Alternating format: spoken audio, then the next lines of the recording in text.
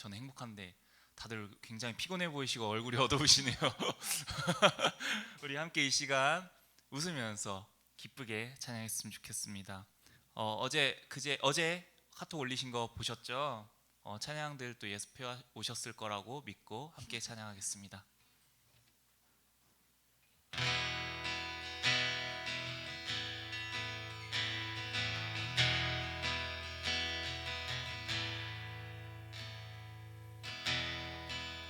상한 마음에 쓰러진 자, 죄의 무게에 억눌린 자, 주 부르시네.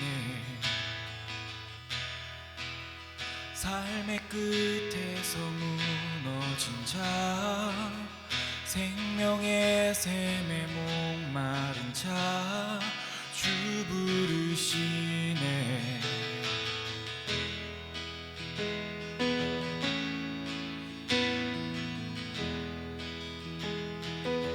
같이 찬양할까요? 상한 마음에 쓰러진 자, 상한 마음에 쓰러진 자, 죄의 무게에 억눌린 자, 주 부르시네. 삶의 끝에서 무너진 자, 생명의 샘에 목마른 자, 주 부르시네. 오 주께 나오라, 오 주께 나오라, 두 팔로 우리를 안으시네. 존귀한 주 보혈 우리 죄 용서하셨네.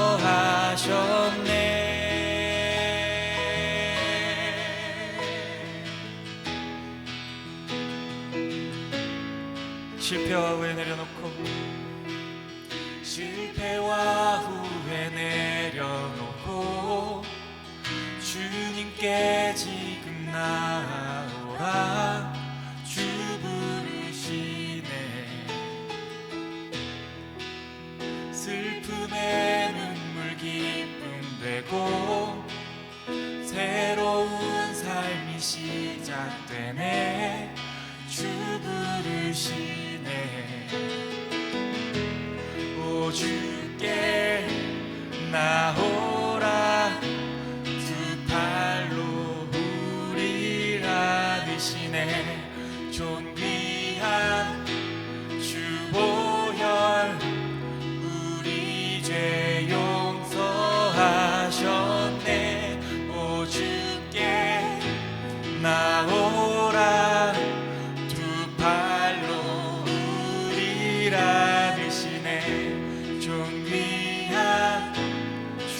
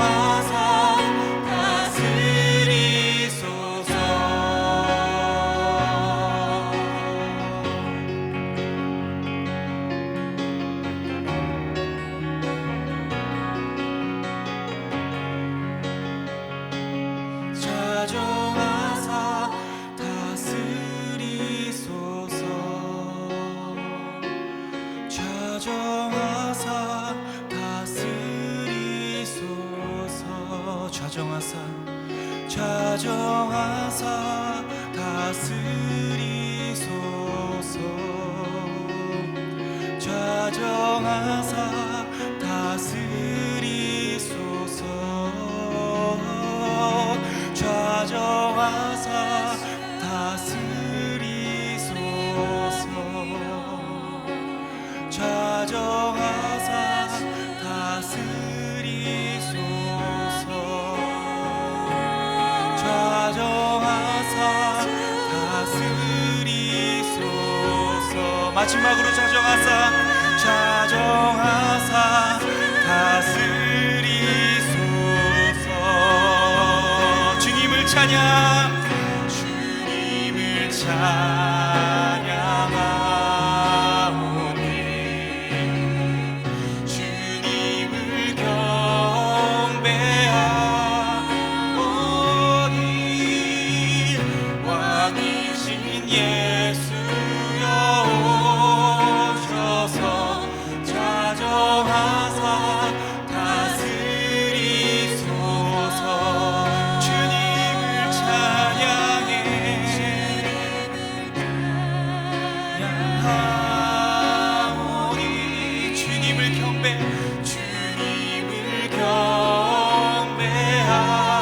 경배하오니 왕이신 예수여 오셔서 좌정하사 다스리소서.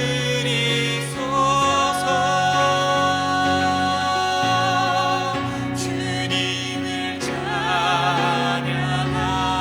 찬양하오니 주님을 경배하오니 왕이신 예수여 오셔서 좌정하사 다스리소서. 예배합니다. 예배합니다. 찬양합니다. 주님만 날 다스리소서. 예배합니다. 주님만 높임 받으소서.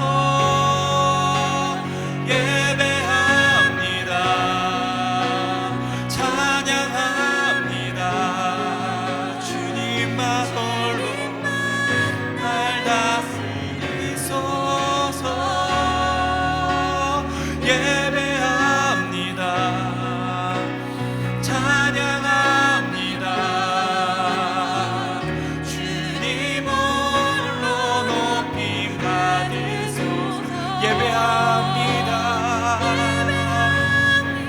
찬양해 주님만 날 다스리소서. 예배합니다. 찬양합니다.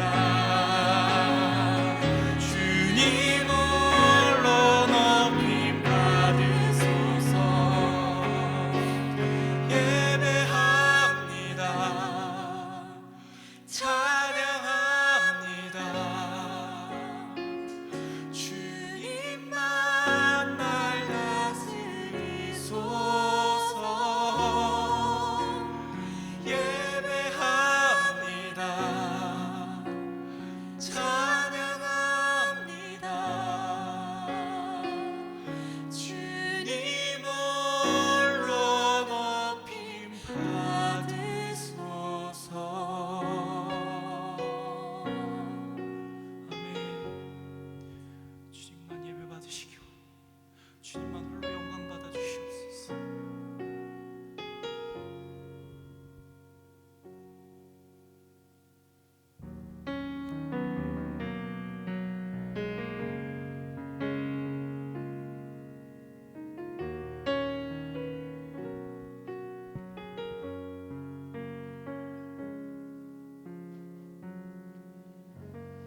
하나님 감사합니다. 오늘도 저희를 이렇게 하나둘 교회로 모이게 하시고 예배할 수 있게 해주셔서 감사합니다. 하나님, 날씨가 너무 많이 더워지고 있습니다. 날씨가 더워지면 더워질수록 저희의 본능은 저희의 육신을 시원케 해줄 에어컨 앞으로 저희를 불러들이곤 합니다. 하지만 주님 바라는 것은 저희가 저희의 본능만 따르지 않기를, 본능에만 머무르지 않기를 원합니다. 이 시간에도 누군가는 에어컨은커녕 뙤양볕을 막아줄 지붕조차 없는 곳에서 그늘을 찾아 허덕이는 이들이 있습니다. 하나님, 우리가 이 더위를 마주할 때마다 이 더위에 좀 더 취약한 이들은 누구일까, 심각한 위기 속에 있는 이들은 누구일까 고민하고 생각해 볼 수 있는, 나만 시원케 하는 것이 아니라 하나님의 마음을 시원케 할 수 있는 그런 하나둘 교회가 될 수 있도록 함께 해주세요. 예수님의 이름으로 기도드렸습니다. 아멘. 네, 여러분 반갑습니다. 하나둘 교회 벌써 네 번째 이야기 하러 오고 있고요. 오늘 오면서 이제 수서역에 내리는데 이제는 서울이 굉장히 익숙하더라고요. 그래서 항상 3주 동안 네이버 지도를 키면서 열심히 왔는데 오늘은 없어도 될 것 같고, 그래서 없이 왔고요. 신논현역에 내렸습니다. 심지어 6번 출구 나올 때까지 원래 이렇게 생겼었나? 이러고 딱 나와 보니까 생전 처음 보는 건물들이 있어서 택시 타고 다시 여기로 왔습니다. 교만은 여러분 패망의 선봉입니다. 한 달 동안 저희가 거북이처럼이란 제목으로 함께 이야기를 나눴고요. 그래서 느린 예배, 느린 응답, 그리고 지난주에는 느린 성장에 대한 이야기를 나눴고, 오늘은 그 마지막 시간으로 느린 걸음이라는 제목으로 함께 이야기를 나눠보려고 합니다. 오늘 어떤 이야기를 할 거냐면, 오늘도 지난주 말씀드렸던 것처럼 교회에 대한 이야기를 좀 더 해보려고 합니다. 우리 이제 하나둘 교회, 그리고 우리 전체가 포함되어 있는 함께 공동체를 생각했을 때 가장 많이 대표되는 이미지는 어떤 게 있을까요? 여러분 하나둘 교회 생각하면 어떤 게 가장 먼저 떠오르세요? 지하교회. 예상치 못했던. 올 여름에 비가 많이 온다고 하니 침수를 다들 조심하시고요. 제가 이제 교회 안에서도 또 교회 밖에서도 가장 많이 듣는 이야기 중에 하나가 있다면 되게 자유로운 교회다라는 얘기를 많이 듣는 것 같아요. 이제 설교하시는 분들 복장만 해도 그렇고, 오시는 분들 마음도 그렇고 되게 자유롭다. 그래서 여기가 좋다라고 말씀하시는 분들이 되게 많고, 그런 이야기를 어디서 많이 듣냐면 이 교회에 처음 오신 분들이 유독 그런 얘기를 많이 하세요. 내가 다른 교회에 있다가 여기는 되게 자유로워서 좋아요 라는 이야기를 많이 합니다. 근데 자유로워서 좋다라는 이야기 속에는 좀 더 깊게 대화를 해보면 이런 게 내포되어 있는 것 같아요. 여기는 되게 자유롭잖아요. 그래서 저를 자유롭게 내버려 두잖아요 라는 이야기가 되게 그 속에 숨어 있는 것 같아요. 실제로 저희가 그렇죠. 엄청 막 푸시하지도 않고 막 엄청 강요하지도 않고 되게 자유롭게 내버려 두는 그런 교회 분위기가 있잖아요. 그런데 그러다 보니까 반대로는 또 어떤 이야기가 많이 들리냐면, 우리 함께 공동체는 하나둘 교회는 너무 자유로워서 걱정입니다라는 이야기도 많이 들려요. 너무 자유로우니까 좀 걱정돼요. 혹은 어색해요. 불안해요. 이런 이야기들도 되게 많이 들린단 말이죠. 그리고 지난주 말씀드렸던 것처럼 그런 것 때문에 함께하는 함께 공동체가, 또 하나둘 교회가 자유로워서 좋아서 왔다가 너무 자유로워서 떠나시는 분들도 적지 않게 요즘에 굉장히 보이고 있습니다. 되게 아이러니하죠. 너무 자유로워서 좋은 분들도 있고 너무 자유로워서 힘든 분들도 있고요. 왜 이런 격차가 생기는 걸까? 이야기를 좀 더 들어보면은 여기 자유로워서 좋아하시는 분들은 교회가 원래 이런 곳이 아닌 줄 아는데 자유롭게 해주니까 좋다인 거고요. 또 반대편은 그래도 신앙생활 한다라는 건 자유롭게 그렇게 내 맘대로 한다라는 것보다는 뭔가 좀 더 하나님 말씀을 따르고 순종하고 이런 것들도 있어야 되는 거 아닙니까? 이런 이야기인 것 같아요. 그래서 저는 개인적으로 이 두 주장이 다 조금씩은 아쉬워요. 이 두 주장이 다 기독교에서 말하고자 하는 자유에 대해서 약간은 오해하고 있는 말이다라고 생각을 합니다. 저는 개인적으로 자유라는 말을 굉장히 좋아하는데 여러분도 아마 자유라는 말 좋아하실 거예요. 자유, 머릿속에 떠오르는 이미지 그런 거죠. 내 마음대로 할 수 있는 거, 내가 얽매이지 않는 거. 실제로 사전에 자유를 검색해봐도 이렇게 표현합니다. 무언가에 얽매이지 않고 내 마음대로 할 수 있는 생각이나 행동을 의미한다고 합니다. 내 마음대로 한다는 거죠. 그런데 저는 기독교 안에서 말하고자 하는 자유는 조금 다르다고 생각을 해요. 자유가 곧 내 맘대로 하는 거다 라고 말하는 순간 우리는 어떤 역설을 마주하게 됩니다. 어떤 역설이냐면 내 맘대로 하고 싶어 라고 말하는 순간 내 능력 안에서라고 하는 그 한계 속에 들어가게 되는 거죠. 예를 들면 이런 게 있을 것 같아요. 여러분 자유로운 존재하면 가장 먼저 떠오르는 게 뭐가 있으세요? 저는 개인적으로 새가 있거든요. 새 너무 부럽지 않으세요? 막 훨훨 날고 막 마음껏 막 날아다니고 막 부럽잖아요. 막. 그래서 노래도 있잖아요. 막 자유롭게 저 하늘을 날아가도 놀라지 말아요. 맘 같아서는 제가 한 곡 좀 부르고 싶은데 여러분 은혜 떨어지실까봐 참았습니다. 그래서 우리 막 자유롭게 날아다니는 새들 막 부럽다. 그걸 우리가 느끼기 위해서 어떤 걸 하나요? 예를 들면 이런 거 있잖아요. 번지 점프 같은 거.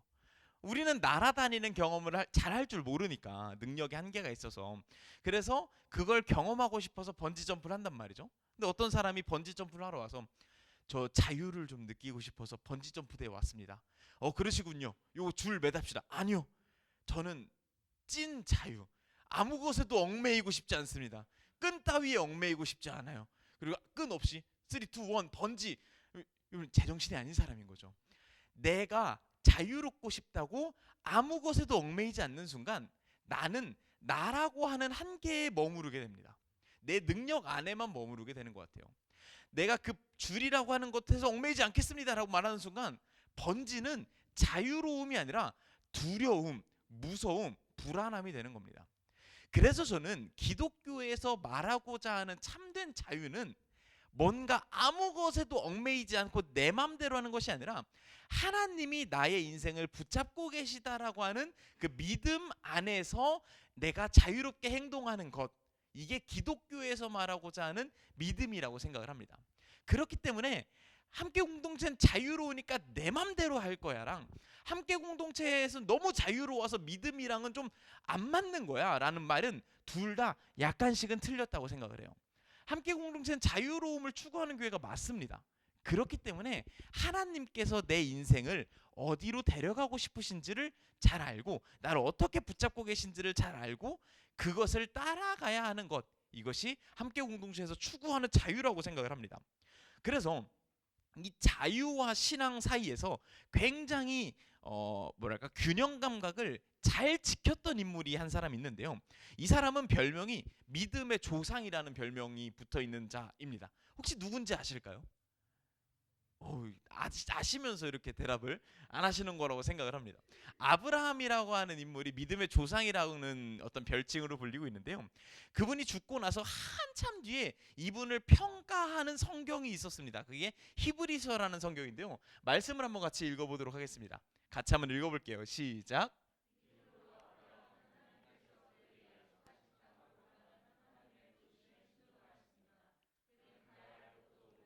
자기의 고향을 떠났습니다. 믿음으로 아브라함은 어떻게 했대요? 하나님께서 약속하신 어떤 방향을 보고 가는데 어떻게 가냐? 하나님이 그냥 뒷목 팍 쳐가지고 정신 못 차리게 한 다음에 정신 차리고 보니 가고 있고 이런 게 아니라 방향은 하나님께서 설정하시고 아브라함이 길을 걷는데 어떻게 가야 될지 잘 모르겠지만 그 걸음은 아브라함이 결정했대요. 방향은 하나님이 결정하시고요. 어떻게 갈지는 아브라함이 결정했다는 거예요. 이게 자유와 신앙이 우리의 그 하나님 안에서 어떻게 발휘되는가를 보여주고 있는 굉장히 좋은 예시라고 생각을 합니다. 하나님께서는 우리에게 방향을 정해 주시고요. 거기로 가는 속도, 보폭, 어떤 루트 이런 것들은 우리의 자유, 하나님께서 우리에게 주신 자유대로 걸어갈 수 있게끔 설정해 놓으셨다는 겁니다. 그렇기 때문에 하나님께서는 우리에게 나의 보폭, 나의 속도를 이제 존중해 주신다라고 말할 수 있겠죠. 그게 바로 하나님께서 정하신 길을 따라가는 믿음과 그 보폭을 정하는 나의 자유가 우리의 인생 가운데 같이 녹아 있는 거라고 생각을 합니다. 그렇다면 자유롭게 가는 건 이미 우리가 각자 알아서 잘하고 계시잖아요. 그럼 하나님께서 우리 인생에 원하시는 방향이 뭔지만 알면 신앙생활이라는 게 굉장히 간단해진다. 그죠? 하나님께서 원하시는 방향이 이거구나. 거길로 가는데 어떻게 갈지는 내가 나에게 주신 자유로 결정하면 되는구나. 이걸 신앙이라고 말할 수 있을 것 같습니다. 그렇다면 하나님께서 우리에게 원하시는 방향은 어디일까요? 여러분 하나님의 뜻이 무엇인지 아시나요? 대부분은 하나님의 뜻은 우리가 명확하게 알 수는 없습니다 라고 흔히 이제 배우고 듣고 생각해 왔단 말이죠. 그런데 의외로 여러분, 성경에서 조금 두루뭉실하긴 하지만 하나님께서 우리 인생이 원하시는 방향은 명확히 이거야 라고 직접 예수님께서 공인하신 말씀이 있습니다. 그 말씀 한번 같이 보도록 하겠습니다. 저와 여러분이 교독 한번 해볼게요. 제가 먼저 읽겠습니다. 선생님, 율법에서 어느 것이 가장 중요합니까?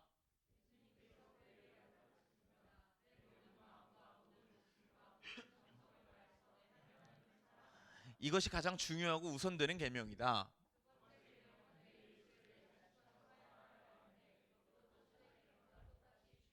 예수님께서 못 박아 이야기하시는 겁니다. 신앙생활에서 가장 중요한 방향은 어디냐면 하나님을 사랑하고 이웃을 사랑하는 거야 얘들아 라고 못 박아 이야기를 하시는 거죠. 그럼 이 얘기를 들으면 우리는 어떤 생각이 드나요? 저 말씀 저 잘 알고 있어요. 저 말씀 중요한 거 알아요. 근데 이거는 약간 어떤 두루뭉실한 슬로건 같은 거 아닌가요? 이대로 살아갈 순 없잖아요.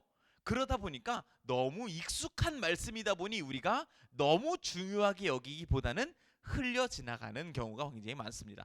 이거 중요한 말씀 알지.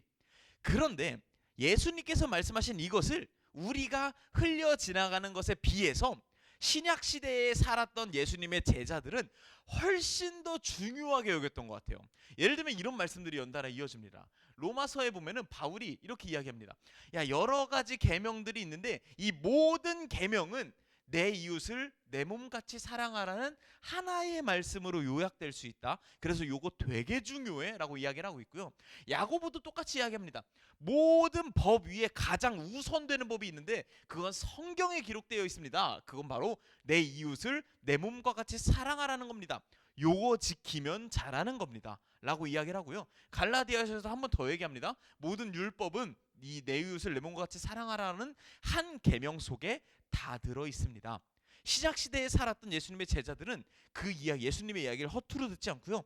저게 방향이구나라는 걸 굉장히 마음속 깊이 중요하게 생각했던 것 같아요. 그렇다면 오늘의 우리에게 주어진 숙제는 이제 좀 더 명확해집니다. 하나님께서 우리에게 가라고 하신 방향은 사랑이구나. 그럼 그 사랑을 향해서 가는데 그 보폭은 내가 정하는 거구나. 요게 우리가 생각하는 어떤 신앙생활의 모습이라고 말할 수 있을 것 같습니다. 저는 이제 몇 년 전만 해도 사실은 이렇게 지금은 함께하는 교회에서 예배를 기획하는 일을 하고 있는데 몇 년 전에는 초등학생들을 가르치는 일을 했었어요. 작은 마을이라고 하죠. 그래서 거의 막 작은 마을 아이들 데리고 막 놀러도 다니고 이런 일들을 했었는데 특히 이제 6학년 아이들이 졸업할 때가 되면 얘네들이 가장 가고 싶은 곳을 데리고 갔었어요. 근데 언젠가는 이 아이들이 막 투표를 했는데 다들 놀이동산에 가고 싶다는 거예요. 그래서 알았다. 저 놀이동산 진짜 싫어하거든요. 돈 주고 그걸 왜 타는지 정말 이해가 안 되는데 뭐 얘네가 가자니까 갔죠. 그래서 막 데리고 가서 롯데월드를 이제 들어갑니다. 롯데월드 가보신 분 아시겠지만 지하에서 시작하잖아요. 막 궁짝궁짝 노래 나오고 막 모험과 신비가 가득한 나라 막 하면서 막 애들이 막 흥분하고 막 눈이 뒤집히기 시작을 하는 거예요. 그래서 자유이용권 다 저는 자유이용권은 손목에 감는 건 줄 알았더니 요즘에는 아니더라고요. 막 핸드폰으로 막 하는 거더라고요. 그래서 막 결제해가지고 자 애들이 막 투기견의 그 투견처럼 막 빨리 자기를 놔달라고 막 씩씩대고 있어서 막 자 출발해라 그러면 막 뛰어가요 막. 그래서 놀이동산으로 막 다 뛰쳐서 가고 재밌게 놀아라 막 이러고 저는 이제 그 뒷모습을 보면서 뚜벅뚜벅 이제 걸어가고 있는데 다 놀이동산에 들어간 줄 알았는데 한 여자아이가 안 들어가고 저랑 같이 걷는 거예요. 그래서 너 왜 안 가고 여기 있어? 그랬더니 전사님, 저는 세상에서 가장 좋아하는 장소가 하나 있는데 그게 어딘지 아세요? 어딘데? 바로 여기 롯데월드 매표소예요. 이러는 거예요. 그래서 평소에도 범상치 않은 친구였거든요. 그래서 롯데월드도 아니고 롯데월드 매표소? 여기가 왜 제일 좋아? 물어봤더니 여기가 가장 설렌대요. 그래서 자기는 롯데월드 올 때마다 빨리 안 들어가고 그 매표소 앞에서 천천히 걷다가 들어간다는 거예요. 제정신이 아니구나.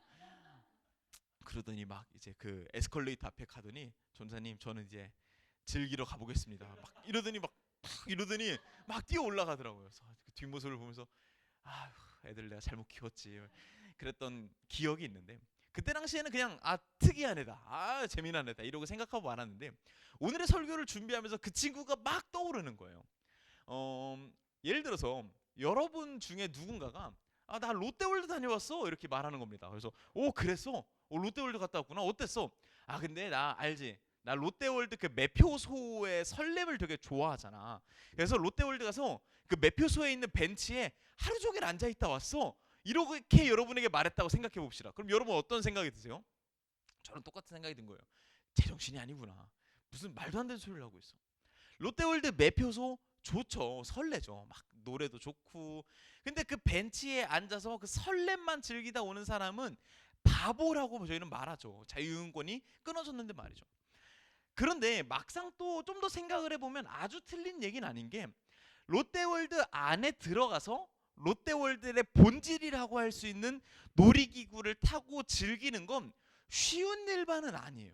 좀 전에도 이야기를 드렸지만 그 놀이기구를 타는 거 여러분 어떠세요? 전 너무 끔찍해요. 막 내 몸을 왜 그런 원심불리기 같은데 넣어가지고 막 정신 못 차리게 만들고 막 어지럽고 다리가 후들거리고 이런 짓거리를 왜 하나. 심지어 돈 내고 말이죠. 근데 심지어 여러분 그거 그냥 쉽게 탈 수 있나요? 몇 시간 줄을 서야 돼요. 줄 서는 걸 빨리 해주는 것도 돈 내면 할 수 있다며요. 막 돈 내고 줄 서고 기다렸다가 나를 고통스럽게 만들고 막 먹을 것도 여러분 얼마나 비싸요. 추러스 하나에 막 10,000원 돈 하잖아요.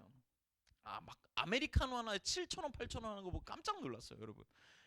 놀이동산에 들어가서 놀이동산의 본질을 즐기기 위해서는요 감당해야 될 것들이 생겨요. 어려움들, 막 힘듦들, 고통스러움들이 생긴단 말이죠. 그렇기 때문에 나는 그건 싫고 설레임만 즐기고 싶어라고 말하는 사람들이 있다고 해서 뭐 그럴 수 있다라고 생각해 볼 수 있죠. 그럼에도 불구하고 여러분 그런 사람들이 이해가 되세요? 나는 안에 들어가서 그런 고통스러움을 즐기기 싫으니까 겉에 매표소에만 있고 싶어, 자유이용권 끊고 마음껏 설레고만 싶어라고 말하는 사람들 여러분이 이해가 되세요? 사실 이해되지는 않는 거죠. 저는 세상에 있는 모든 것이 이렇다고 생각을 해요. 세상에 있는 모든 것이요 피상적인 게 있고 본질적인 게 있다고 생각을 해요. 여러분이 집에 있다가 택배가 하나 도착을 합니다. 오랫동안 기다렸던 택배예요. 이 택배 하나만 해도요 피상적인 겉 껍데기가 있고요 그 안에 본질적인 본품이 있어요. 택배 받으면 너무 기분 좋죠. 근데 이 기분 좋음에만 머무르려고 택배 껍데기를 내버려 두시나요? 아니요 여러분, 얼른 껍질을 까서 그 속에 담겨져 있는 본질을 꺼내야죠. 여러분 음식을 먹으러 가도요 에피타이저가 있고요 메인 디쉬가 있습니다. 심지어 여러분이 만나고 있는 인간관계도 마찬가지지 않으세요? 피상적으로 겉으로만 관계하는 관계들이 있는가 하면 여러분 인생의 핵심 인물들, 본질적인 인물들이 있잖아요. 그런데 이렇게 나뉘어서 생각을 해보면 아무래도 피상적인 것들보다 본질적인 것들이 상대적으로 더 복잡해요. 좀 더 어려워요. 좀 더 숙제 같아요. 좀 더 여러분에게 뭔가 과제를 줘요. 저는 그리고요 우리가 지금까지 계속 이야기하고자 하는 사랑이라고 하는 가치도 피상적인 것과 본질적인 것이 나뉘어져 있다고 생각을 합니다.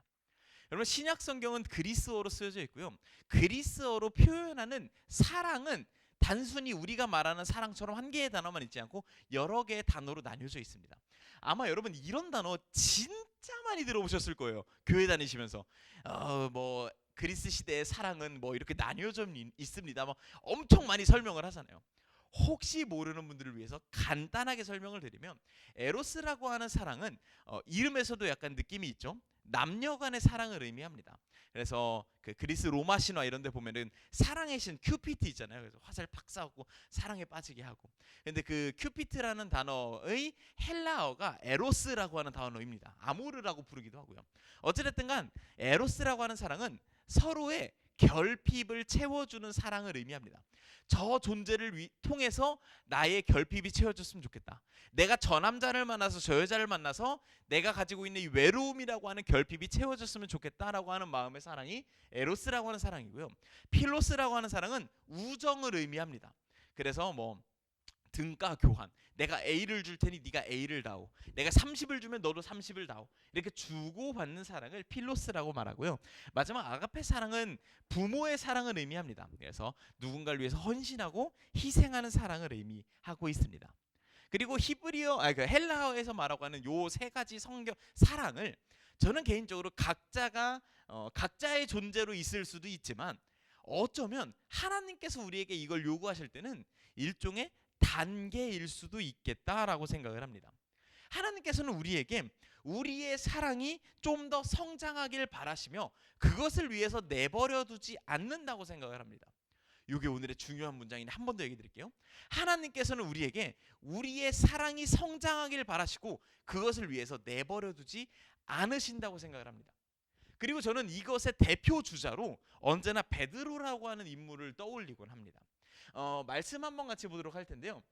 요한복음 21장 15절부터 17절입니다. 저와 여러분이 교독 한번 해볼게요. 여러분 먼저 읽겠습니다. 시작.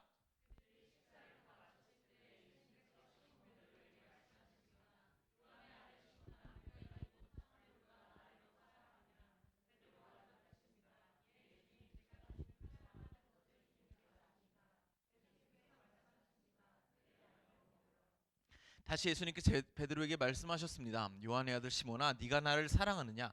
베드로가 대답했습니다. 예, 주님, 제가 주님을 사랑하는 줄을 주님께서 아십니다. 예수님께서 말씀하셨습니다. 내 양을 돌보아라. 말씀하셨습니다. 요한의 아들 시몬아, 네가 나를 사랑하느냐?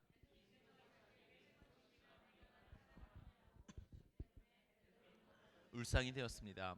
그리고는 예수님께 대답했습니다. 주님께서는 모든 것을 아십니다. 제가 주님을 사랑하는 것도 주님께서는 알고 계십니다. 예수님께서 베드로에게 말씀하셨습니다. 굉장히 유명한 장면이지만 그래도 혹시 모르시는 분들을 위해서 간단하게 설명을 드리면 예수님께서 십자가에 달리실 때 베드로가 너무나 두렵고 무서워서 예수님을 배신하고 버렸어요. 그래도 마음에 쫄리니까 걱정되고 막 예수님 어떻게 될까? 그래서 쫓아갔단 말이죠. 사람들이 베드로를 알아보고 너 예수 제자지? 라고 물어보니까 난 저런 사람 모릅니다 라고 하면서 어떻게까지 예수님을 버렸냐면 성경에 이제 구체적으로 써있진 않지만 예수님을 향해서 쌍욕을 하면서 난 저딴 인간 모릅니다 라고 예수님을 부인했다고 해요. 그러고 나서 시간이 지납니다. 베드로가 여러모로 마음이 착잡하고 속상하겠죠.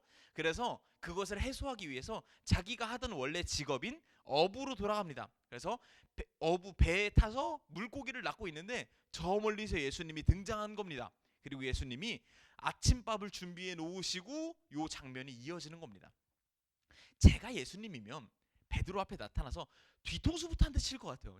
야 임마 너 욕짓거리 시원하게 잘하더라 막 이러면서 막 뒤통수를 한 대 칠 것 같은데, 그리고 만약에 제가 베드로라면 차라리 그렇게 뒤통수라도 한 대 때려주셔야 속이 편할 것 같아요. 그런데 예수님 지금 뭘 하고 계시죠? 아침밥을 차렸어요. 여러분, 베드로가 얼마나 마음이 불편하겠습니까? 그리고 너무너무 불편한 게요, 다 먹을 때까지 예수님이 한마디도 하지 않아요. 세상에 이런 식사 자리가 어디 있겠습니까? 제가 생각할 때 베드로는 이날 100% 체했어요. 얹혀서 어떻게 먹어요? 근데 그렇게 밥을 다 먹을 때까지 기다린 다음에 예수님이 지금 뭐라고 말씀하시는 겁니까? 야 베드로야, 너 나 사랑하니? 불편하죠. 그래서 베드로가 불편하면서 대답하는 겁니다. 아유 주님 사랑하죠. 그걸 몇 번 반복했대요? 3번 반복했대요. 아주 그냥 베드로를 피말려 죽이려고 작정하신 것 같아요. 그런데 요 장면을 우리가 그냥 우리 한국말 성경으로 이렇게 쑥쑥 읽으면 그냥 예수님께서 마치 베드로를 되게 짓궂게 놀리시는 것 같아요. 혹은 뭐 좀 골탕 먹이시는 것 같아요. 야 베드로야, 너 사랑하니? 예 주님. 사랑하냐고? 예 주님. 어쩌? 진짜 사랑해? 사랑한다고요. 울상이 될 때까지 막 그런 갈구는 그런 느낌처럼 보이지 않으세요? 그런데 사실 요 본문을 그리스어 원어로 보면 조금 더 자연스럽게 읽혀집니다. 그리스 원어에는 요런 대화가 이어져요. 예수님께서 베드로를 앉히시고 아침밥을 먹이시고 이렇게 물어보시는 겁니다. 예 베드로야, 네가 나를 아가파오하니? 아가페 사랑의 동사입니다. 네가 나를 아가파오하니?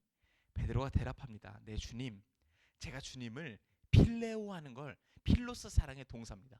필레오하는 걸 주님 아시지 않습니까? 그러니 한 번 더 묻습니다. 예 베드로야, 네가 날 아가파오하니? 예 주님, 제가 주님을 필레오하는 걸 주님 아시지 않습니까? 마지막으로 예수님께서 물어보는 겁니다. 예 베드로야, 그럼 네가 나를 필레오하니? 네 주님, 제가 주님을 필레오합니다 라고 하는 대화가 요 본문의 원래 의미였던 겁니다. 이 장면을 통해서 우리는 알 수 있는 것이 있습니다. 예수님께서 우리에게, 베드로에게 바라셨던 것이 분명히 있습니다. 너의 사랑이, 너의 나를 향한 사랑이, 그리고 내 양을 먹이라고 했던 그 이웃들을 향한 사랑이 아가페 사랑까지 성장했으면 좋겠어. 그렇지만 너 여전히 나를 필레오 하는구나. 알겠어. 내가 너의 속도를 존중하마 라고 하는 그런 마음이 여기에 담겨져 있다고 생각을 합니다. 하나님께서는 분명히 우리가 성장하길 바라십니다. 우리의 사랑이 더 아가페 사랑까지 발전하길 원하십니다. 그런데요, 이게 내 뜻이니까 멱살 잡으시고 너 따라와, 순종이야 무조건, 자유는 무슨 자유야, 그렇게 말씀하지 않으시고요, 우리의 속도와 우리의 발걸음에 맞춰서 네가 지금 하고 있는 사랑의 수준은 어느 정도니? 아 그러니 오케이, 너 나와 또 같이 걸어보자. 아가파오하니? 아니요 필레오입니다. 오케이, 또 걸어보자. 또 걸어보자. 우리의 곁과 함께 하시며 우리의 걸음과 보폭을 맞춰주시는 것이 예수님의 사랑이라는 것을 우리는 알 수 있습니다. 그런데 여러분, 느린 걸음이라고 해서요 멈춤이랑 같은 단어는 아닙니다. 하나님께서 우리의 걸음이 느릴지라도 재촉하지 않으시고 함께 하시는 건 맞지만, 그렇다고 해서 우리가 멈추는 것을 바라시지는 않으십니다. 이것은 베드로를 향한 마음도 마찬가지셨습니다. 베드로의 사랑은요, 복음서에서는요 필레오의 사랑에서 마무리가 됩니다. 그저 필로스의 사랑으로 하나님을 사랑하고 이웃을 사랑하는 베드로로 그의 삶이, 그의 복음서의 인생, 복음서에서 나타나는 삶의 모습이 마무리가 되지만요, 사도행전에서 나타나는 베드로의 삶의 모습은 또 달라집니다. 성령님을 받고 성령님과 함께 이웃을 사랑하고 사랑을 전하고 내 삶을 이웃들을 위해서 내어주고요, 복음을 전하는 사람으로 변모해 버립니다. 그 베드로의 삶과 관련돼서 전설처럼 내려오는 이야기가 하나 있는데요, 이 이야기는 성경에 적혀 있는 내용은 아닙니다. 그런데 이제 그 제자들에게 구두로 전술됐던 이야기입니다. 베드로가 삶의 말년에 마지막 선교지로 어디를 갔었냐면 로마를 갔었습니다. 근데 로마에서 선교하기가 너무 쉽지 않은 거예요. 막 강대국이고 사람들이 막 부자고 가진 것 많고, 그러니까 복음이고 뭐고 받아들이지 않고요.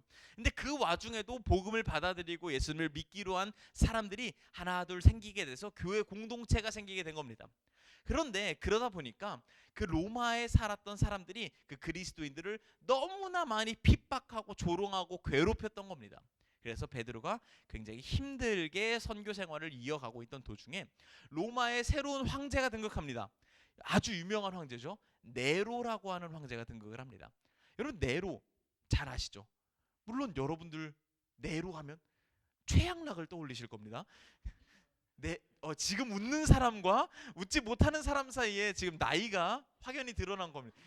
네로 25시의 그 최양락이 아니라 로마의 그 네로 황제는 굉장히 독특한 사람이었어요.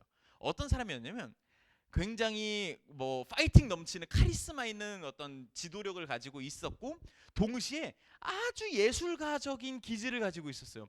그가 생전에 지었던 시가 굉장히 많습니다. 그러면서 동시에 아주 정신이 나간 사람이었어요. 사상이 아주 이상한, 제정신이 아닌 사람이었습니다. 그것을 가장 대표적으로 보여주는 예시가, 어느 날 네로가 창밖을 바라보면서 시를 한 편 쓰고 있는데 시상이 너무 안 떠오르는 거예요. 답답한 나머지 뭔가 아름다운 걸 보면 시가 떠오를 것 같은데, 그래서 비서를 데려다가 예 황제요, 저기 가서 내가 아름다운 것 좀 보고 싶으니까 불 좀 질러라. 에? 불 좀 지르라고. 그래서 어쩔 수 없이 불을 지릅니다. 로마 시내에 불이 팔팔팔 펴오릅니다. 그걸 보면서 네로가 이제야 시상이 떠오르네라고 하면서 시를 한 편 완성을 합니다. 그런데 이 화제가 생각보다 더 크게 번진 거예요. 그래서 로마 대화제로 기록이 됩니다. 이게 너무나 걷잡을 수 없어지니까 사람들이 막 들고 일어나는 겁니다. 어쩌다 이렇게 불이 났을까? 네로 황제가 걱정이 되잖아요. 그러니까 그 화제의 범인을 누구로 돌리냐? 그리스도인들로 돌리기 시작하는 겁니다. 야, 그리스도인들 걔네 원래 이상한 애들이었잖아. 걔네가 불 지르는 것 같아. 그렇게 소문돼. 이미 그리스도인들은 그때 당시에 아주 악의적인 소문에 휩싸여 있었어요. 막 이상한 종교를 믿고 로마 태양신도 믿지도 않고요. 심지어 막 성찬식 같은 거 할 때 여러분 우리가 자주 외우는 성경 구절 막 있잖아요. 막 이 잔은 예수 그리스도의 피요, 이 떡은 예수 그리스도의 몸이라. 이런 걸 가지고 얼마나 악의적인 소문에 휩싸였냐면 쟤네는 한 달에 한 번씩 모여가지고 인육을 했어. 어린애를 죽여가지고 그 피를 마시고 그 살을 먹는 아주 이상한 놈들이야라는 소문에 휩싸여 있었어요. 안 그래도 소문이 흉흉한데 불 지른 것마저 얘네가 했다라고 하는 소문이 같이 휩싸이니까 불에 기름이 붙는 듯 그리스도인들을 향한 핍박이 매우 거세지기 시작을 합니다. 사람들이 그리스도인들을 붙잡아다가 때리고 죽이고 막 벌 주고 이런 일들이 막 발생을 하는 겁니다. 베드로가 거기서 도망칩니다. 지긋지긋한 로마, 여기선 더 이상 선교 생활 못하겠다. 막 불에 활활 타오르는 로마를 등에 지고 도망치는데 나는 로마를 등지고 도망치고 있는데 저쪽에서 로마를 향해서 누군가가 걸어오고 있는 겁니다. 누구지? 누구지? 가까이 가면 볼수록 익숙한 실루엣인 겁니다. 가까이 가서 보니까 예수님인 겁니다. 그때 베드로가 무릎을 꿇으며 예수님께 묻습니다. 아이고 예수님 어디 가십니까? 이때 그 유명한 대사가 나오는 겁니다. 쿼바디스 도미네, 주님 어디 가십니까? 그 말을 듣고 예수님께서 이렇게 대답합니다. 나 네가 버리고 도망가는 로마를 향해서 십자가 지러 간다 라고 한 말씀하시더니 그 예수님의 환상이 파르르 사라지더랍니다. 그 자리에서 베드로가 무릎을 꿇은 채로 예수님께 펑펑 울면서 기도했다고 합니다. 예수님 그러셨군요. 내가 여전히 부족하군요. 내가 주님을 에로스로밖에 사랑하지 못했을 때 그럼에도 불구하고 주님은 나를 아가페로 사랑해 주셨는데, 내가 주님을 필로스로밖에 사랑하지 못했을 때 그럼에도 불구하고 주님은 나를 아가페로 사랑해 주셨는데, 그리고 지금도 나를 아가페로 사랑하시고 저 로마 시민들도 여전히 아가페로 사랑하고 계신데 내가 여전히 여기에 머무르고 있었군요. 주님 죄송합니다. 눈물을 펑펑 흘리며 회개 기도를 한 후에 무릎을 탈탈 털고 다시 로마를 향했다고 합니다. 그리고 가서 화재로 인해서 힘들어하고 있는 이들, 다친 이들, 병든 이들을 돌보고 감싸고 도와주다가 로마 군병에 잡혀서 십자가에 달려 죽었다. 심지어 나는 내 주님과 같은 자세로 죽을 수가 없다고 말하며 십자가에 거꾸로 달려 죽었다는 것이 베드로의 인생을 마지막에 어떻게 죽었나를 기록하고 있는 내용으로 우리에게 전달되고 있습니다. 베드로는요, 부족했던 인물이 맞습니다. 하나님을 또 이웃들을 여전히 부족하게 사랑했고 에로스로 필로스로 사랑했었으나 하나님께서는 그를 헌신과 희생의 자리로까지 이끌어 가셨습니다. 그렇게 성장시키셨습니다. 하나님은 베드로를 내버려 두지 않으셨고요. 그리고 우리도 그렇게 내버려 두지 않으신다라고 저는 생각합니다. 사실요, 교회를 다니면서 그렇게 우리의 사랑이 발전하지 않아도요, 괜찮아요. 에로스의 사랑에만 머물러도요, 뭐 무탈해요. 여러분 처음에 신앙생활 처음 시작했을 때 생각해 보세요. 세상의 그 퍽퍽함에서부터 도망쳐서 교회로 오면 이 교회 공동체도 얼마나 따뜻해요. 예배드리면 얼마나 좋아요. 뭔가 막 몽글몽글한 게 생기고 막 기도하다 보면 기분 좋고요. 그렇게 열심히 내가 내 결핍을 채우는 에로스의 사랑에서 우리는 시작을 하고요. 거기에만 머물러도요, 아무도 뭐라 하지 않아요. 열심히 예배 시간에 나의 결핍을 위해서 울며 기도하고 뜨겁게 예배하고 찬양하고 그렇게 내가 채워지면 만족하면서 집으로 돌아가도요, 사람들은 그 사람을 향해서 열정적인 예배자라고 평가할 거예요. 저 사람 예배 되게 열심히 드리네. 하지만 여러분, 하나님께서는 우리를 그렇게 머무르게 내버려 두지 않으신다는 거예요. 그렇게만 있어도 아무도 뭐라 하지 않지만 하나님께서는 아쉽다는 거예요. 내가 교회를 다니며 어떤 나의 결핍이 채워지는 것, 여기에만 집중을 해도 아무도 뭐라 하지 않고 예배 뜨겁게 드리고 막 괜찮아. 그렇게 교회 생활해. 그런데 그러다 보면 내가 내 결핍을 채우는 에로스의 사랑으로만 교회를 다니다 보면 이 교회를 바라볼 때 아쉬운 점들밖에 안 보여요. 저건 왜 저러지? 저거는 내 결핍을 채우기에는 뭔가 바람직하지 않은 모양인데, 특히 저희 교회는 막 아시죠? 설교자도 자주 바뀌고 또 이제 뭐 대전에 있는 교회 같은 경우는 찬양 인도자로 막 바뀌고 한단 말이죠. 그러면은 정말 이런 분들이 많아요. 내 마음에 드는 설교자가 왔을 때 교회를 가고 아니면 막 안 가고, 막 찬양팀이 설 때마다 막 이번 주 선곡이 뭐 마음에 들었어요 혹은 마음에 안 들었어요, 뭐 어떤 분은 찬송가 좀 넣어주세요, 어떤 분은 찬송가 좀 빼주세요. 막 정신이 없어요. 어떻게 해야 되지? 어디에 장단을 맞춰야 되는 걸까? 우리 교회 다 좋은데, 하나둘 교회 다 좋은데 이거 하나 마음에 안 들어요. 우리 함께 공동도 다 좋은데 요게 아쉬워요. 내가 내 결핍을 채우는 에로스의 사랑에만 머무르면 이런 것들이 자꾸만 눈에 보여요. 왜냐면 그것들은 내 결핍을 채우기에 올바른 모양새가 아닌 것 같거든요. 자꾸만 그러다 보니 교회 안에서 불만이 쌓이고 쌓이다 보면은 자꾸만 뭔가 분위기 자체가 어수선해지는 거죠. 하나님께서는 우리에게 거기서 머무르기를 바라지 않으십니다. 제가 지지난주에도 말씀드렸죠. 함께 공동체에 목표가 있다고요. 하나님으로부터 멀리 있는 자들이 헌신된 예수님의 제자가 되게 만드는 공동체라고요. 이 목표는 누구에게 주어진 목표입니까? 스태프들에게만 주어진 목표일까요? 전혀요. 함께 공동체에 있는 어떤 찬양 인도자 한 명이 되게 멋있는 말을 했어요. 함께하는 교회에 1000명이 이렇게 앉아 있으면 예배드리러 가장 하나님께서 기뻐하실 만한 교회는 1000명 중에 한 명이 하나님을 모르는 사람이면 999명이 한 팀이 돼서 그 사람을 위해서 헌신하는 것, 그게 함께 공동체가 바라는 참된 교회의 모습이라고요. 이 하나둘 교회가 만들어진 이유는 뭘까요? 이 하나둘 교회는 하나님으로부터 멀리 있는 자들이 하나님을 알아가게 하기 위해서 우리가 이 자리에 모인 것입니다. 여기서 우리가 예배드리며 나의 결핍이 채워져도 좋고요, 서로가 서로에게 사랑을 주고받는 필로스의 사랑이 주고받는 것도 너무 중요해요. 여기는 그런 사랑들이 반드시 필요한 곳입니다. 하지만 거기서만 머무르지 않고요, 이것이 누군가를 위해서 헌신하고 희생하는 에로스의 사랑까지 이어지기를 하나님께서 하나둘 교회에 바라신다라는 겁니다. 여러분, 우리 교회를 둘러보세요. 내가 받기만 하는 에로스의 사랑으로도 충분하지만 그것으로 머물러도 하나님께서 기뻐하시고 그 보폭에 함께 하시겠지만, 둘러보면 필로스의 사랑을 주고받을 만한 존재들이 여기에 있을 거예요. 야, 저 사람과 사랑을 주고받고 이게 공동체가 되는 것이라. 그리고 좀 더 넓게 둘러보면 내가 이 공동체를 위해서 이것을 헌신할 수 있겠구나, 내가 이것을 더 내어줄 수 있겠구나, 내가 내 원함은 이렇게지만 내 원함과 조금 맞지 않더라도 공동체를 위해서 이렇게 한 걸음 더 나아갈 수 있겠구나 라고 할 수 있는 부분들이 분명히 존재할 거예요. 그리고 그것을 위해서 조금 느리더라도 한 걸음 다가갈 때 하나님께서 옆에서 함께 그 느린 보폭을 맞춰 걸으시다가, 야, 너 잘했다, 너가 내가 원하는 방향으로 한 걸음 더 갔구나, 기특해 하시고 박수 쳐주실 거라고 저는 생각을 합니다. 개인적으로 제가 살면서 읽었던 책 중에 가장 감명 깊었던 책 중에 뭐 여러 권이 있겠지만 그 중에 한 권을 꼽으라면 이런 책이 있습니다. 진호야 사랑해라는 책입니다. 여러분, 영화 마라톤 아세요? 조승우 씨가 이제 자폐증인데 이제 마라톤 선수로 잘 생활하고 그를 케어하는 어머니에 대한 이야기죠. 그 이야기의 모티브가 되는 책입니다. 여기 나와 있는 실존 인물 진호 씨는 장애인 수영 선수예요.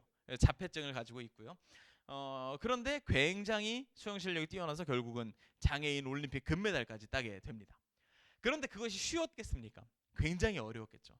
그리고 그 어려움을 이겨낸 어머니에 대한 이야기가 담겨져 있는 책입니다.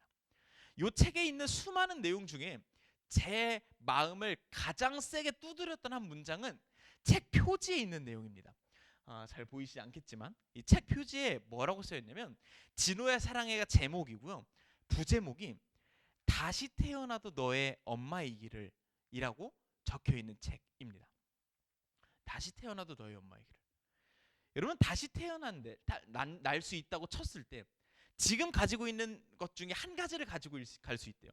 그럼 뭘 가지고 가고 싶으세요? 내가 개인적으로 오징어 짬뽕을 너무 좋아하는데 이 오징어 짬뽕은 꼭 가져가야겠다, 이런 분 없으시잖아요. 내가 젊었을 때 그 나이트클럽 갔을 때 진짜 좋았는데 그건 꼭 다음 생일에 있었으면 좋겠다, 막 이런 거 없으시잖아요. 나의 배우자, 뭐 나의 자녀, 내가 이 세상에서 가장 가치롭다고 생각하는 무언가를 다음 생까지 가지고 싶다라고 우리는 생각하지 않으시겠어요? 근데 우리 진호의 어머니는 뭐라고 말씀하시나요? 다음 생에도 너의 엄마이고 싶대요. 저는 저희 어머니가 개인적으로 장애가 살짝 있으셔가지고 이제 교회에서 장애인 부서를 다니셨었는데, 그러다 보니까 어렸을 때부터 어머니를 따라서 그 장애인 부서를 자주 갔었어요. 그래서 같이 막 여름 캠프도 겨울 캠프도 가고 막 이랬었는데, 그 장애인 부서에서 가장 눈에 띄는 존재들 하면 아무래도 자폐증을 가지고 있는 분들이에요. 뭔가 소통이 잘 안 되고 어수선하고, 그러면 그 분들을 케어하는 부모님 혹은 보호자들은 언제나 입에 달고 사는 말이 있어요. 죄송합니다. 죄송합니다. 죄송합니다. 뭘 흘리면 닦아주고, 뭘 실수하면 치워주고. 그런데 제가 어렸을 때 봤던 그 자폐증을 가지고 있던 보호자분들의 얼굴에는 뭔가 항상 따뜻했던 것 같아요. 이 아이를 내가 지금 힘들게 케어하지만 그래도 웃으면서 닦아주고 웃으면서 치워주고 했던 모습들이 있었던 것 같아요. 다음 생에까지 그것을 가지고 갈 수 있을 정도의 사랑을 가지고 계신 분들인 것 같아요. 우리가 살고 있는 세상은 여러분 어떤 사랑으로 가득합니까? 에로스로만 가득하지 않나요?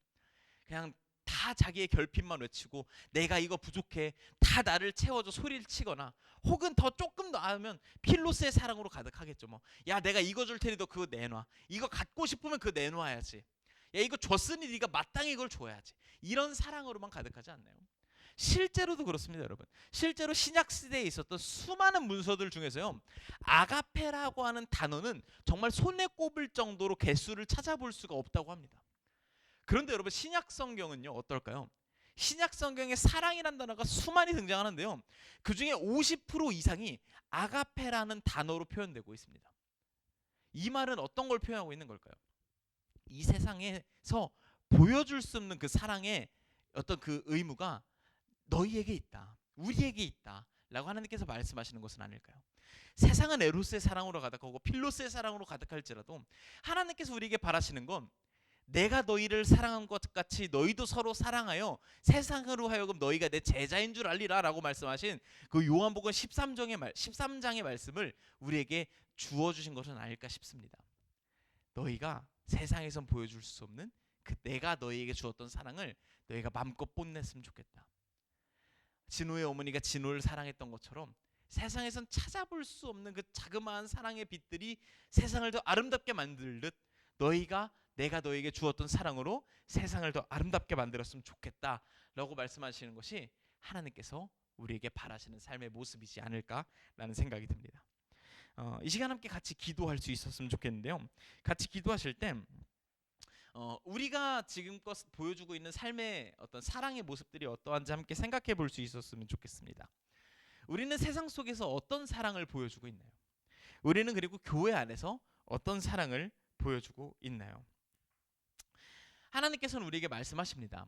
너희의 사랑의 어떤 성장 폭이 조금 더뎌도 괜찮다, 조금 느려도 괜찮다, 하지만 멈추지는 않았으면 좋겠다라고 우리에게 말씀하시는 것 같습니다. 지금은 에로스의 사랑에 머물러도 필로스와 아가페의 사랑을 바라봤으면 좋겠다. 지금은 필로스의 사랑에 머물러도 나 언젠가 남을 위해 헌신하고 희생하는 삶의 모습으로 변화될 수 있었으면 좋겠다라고 갈망하는 마음이 있었으면 좋겠다.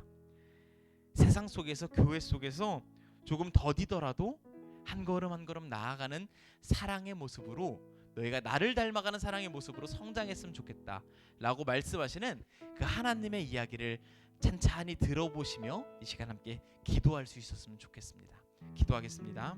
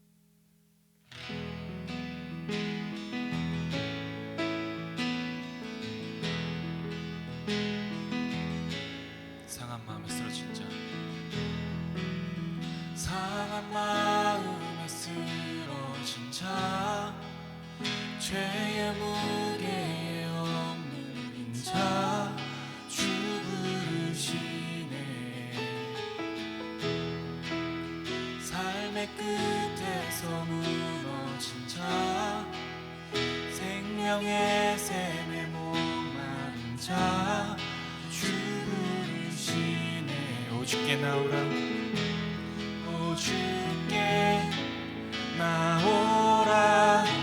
두 팔로 우리를 안으시네. 존귀한 주 보혈 우리 죄 용서하셨네.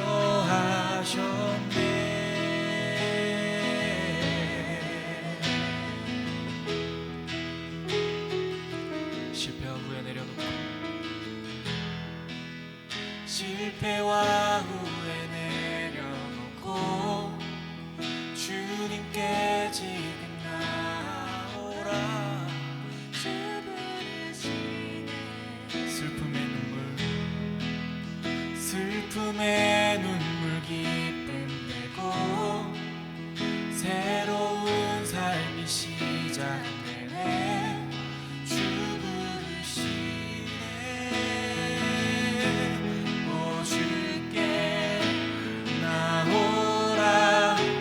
두 팔로 우리를 안으시네. 존귀한 주 보혈 우리 죄 용서하셨네. 오 주께 나오라. 두 팔로 우리를 안으시네. 존귀한 주 보혈 우리 죄 용서하셨네.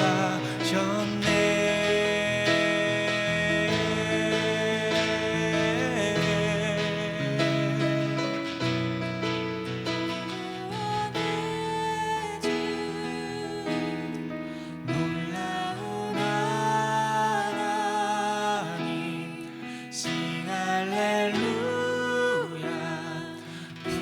부활의 주 만왕의 왕께, 만왕의 왕께 엎드려 경배해. 싱할렐루야. 부활의 주. 오 구원의 주. 놀라운 하나님 싱할렐루야. 부활의 주. 만왕의 왕께, 왕께 엎드려 경배해. 싱할렐루야. 부활의 주. 오 주께 나와, 오 주께 나오라. 두 팔로 우리를 안으시네. 존귀한 주 보혈 우리 죄 용서하셨네.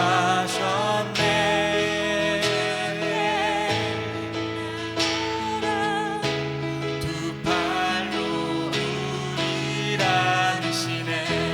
존귀한 주 보혈 우리 죄 용서하셨네.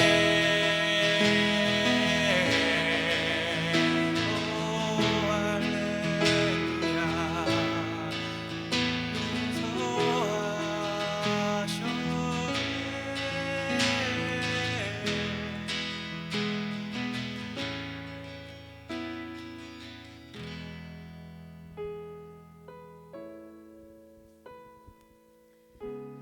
하나님, 에어컨 앞에만 서 있으면 참 시원하고 쾌적하고 좋습니다. 하지만 내가 내 눈에 뙤양볕에서 고생하고 있는 일이 눈에 밟힌다면, 그리고 그에게 냉수라도 한 컵 갖다 주려면 발을 움직여야 합니다. 그에게 다가가야 합니다. 나도 뙤양볕 아래로 들어가야 합니다. 그러면 땀이 날 테고 찝찝할 테고 불편할 것입니다. 그럼에도 불구하고 하나님께서 우리에게 바라시는 것은 내가 발을 움직여 타자에게까지 이르기를 바라시는 것이라 생각합니다. 하나님, 오늘의 내 마음의 쾌적함, 내 마음의 편안함에만 머무르지 않고 타자와 함께 걷는 그 불편한 길을 기꺼이 선택하기를 소망합니다. 그런 우리가 될 수 있도록 함께 해주세요. 그리고 심지어 에어컨 앞에만 계속 머무르면 냉방병 걸리잖아요, 주님. 지금 우리가 나도 모르게 병 걸리지 않게 하나님께서 원하시는 길과 방향으로 내 발걸음을 한 걸음 한 걸음 움직일 수 있는 용기를 갖게 도와주세요. 지금은 부족한 사랑일지라도 나의 사랑을 응원하시는 예수님의 이름으로 기도드렸습니다.